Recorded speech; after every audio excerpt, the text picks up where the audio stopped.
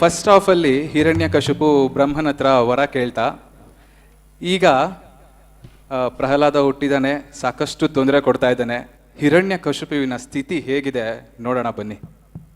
ನಾನಾರು ಕಶ್ಯಪ ಬ್ರಹ್ಮನ ಮಗ, ದಿತಿಗರ್ಭ ಸಂಜಾತ, ಚತುರ್ಮುಖ ಬ್ರಹ್ಮನ ಮೊಮ್ಮಗ. ವಿಧಾತನಿಂದ ವಿಧಿ ಬರಹವನ್ನೇ ಬದಲಾಯಿಸಿ ಮರಣವನ್ನೇ ಮೆಟ್ಟಿ ನಿಂತ ಮಹಾವೀರ. ಆದಿತ್ಯ ಮಕ್ಕಳ ಅಟ್ಟಹಾಸವನ್ನು ಸುಟ್ಟು ಆದಿತ್ಯನ ಅಟ್ಟಹಾಸವನ್ನು ಮಟ್ಟ ಹಾಕಿದ ಸಾಹಸಿ. ಅತಳ ವಿತಳ ಸುತಳ ರಸಾತಳ ತಳಾತಳ ಮಹಾತಳ ಪಾತಾಳಗಳನ್ನು ಪಾದದಡಿಯಲ್ಲಿ ತುಳಿದಿಟ್ಟ ಪರಾಕ್ರಮಶಾಲಿ.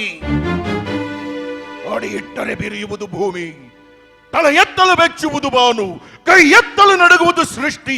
ಆ ಚತುರ್ಮುಖನ ಸೃಷ್ಟಿಯೇ ನನ್ನ ಆಜ್ಞೆಯನ್ನು ಪಾಲಿಸುತ್ತಿರುವಾಗ ಯಕಶ್ಚಿತ್ ನನ್ನ ಮಗ, ನಾ ಜನ್ಮ ಕೊಟ್ಟ ಮಗ, ನನ್ನ ವಂಶವನ್ನೇ ಬೆಳಗಬೇಕಾದ ನನ್ನ ಕುಮಾರ, ಆ ನನ್ನ ಆಶಾ ಜ್ಯೋತಿಯಿಂದ ಇಂದು ನನ್ನ ಮನಸ್ಸಿಗೆ ನೆಮ್ಮದಿ ಇಲ್ಲವೆಂದರೆ ಛೀ! ಇದೊಂದು ಬದುಕೆ, ಇದೊಂದು ಜನ್ಮವೇ?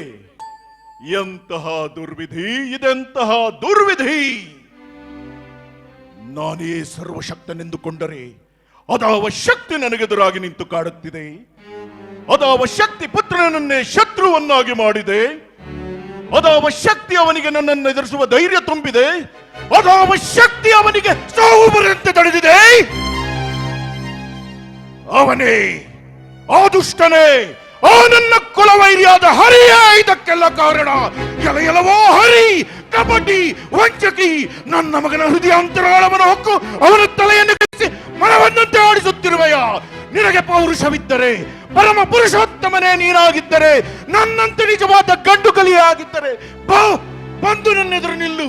ನಿನ್ನ ಉದರವನ್ನು ಬಗೆದು ನಿನ್ನ ಕರುಳುಗಳನ್ನು ಮಾಲ ಹಾಕಿಕೊಳ್ಳದಿದ್ದರೆ ನಾನು ಹಿರಣ್ಯಕಶಿಪುವೇ ಅಲ್ಲ, ನಾನು ಹಿರಣ್ಯಕಶಿಪುವೇ ಅಲ್ಲ, ನಾನು ಹಿರಣ್ಯಕಶಿಪುವೇ ಅಲ್ಲ.